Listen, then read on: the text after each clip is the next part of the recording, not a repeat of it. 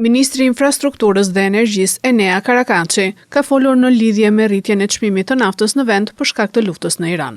Pas përfundimit të mbledhjes së Këshillit të Ministrave, Karakaçi është pyetur nëse shoqatat e transportit publik kanë kërkuar rritje të çmimit të biletës. Ministri deklaroi se po shqyrtojnë mundësinë e rikthimit të skemës së subvencionimit të naftës, sikurse në vitin 2022, si dhe propozime të tjera të bëra nga shoqatat. Jo më larg se para rreth 2 orësh, bashkë me ministrin e ekonomisë edhe kryetarin e Bashkisë së Tiranës, ne ishim këtu në një ambient shumë afër në takim me shoqatat e transportit interurban dhe urban.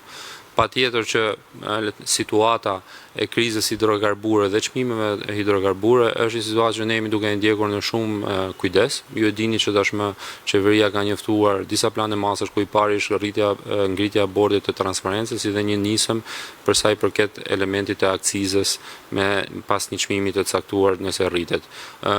Dhe në vazhdim të gjitha këtyre diskutimeve dhe masave ishte edhe takimi ditës sotme.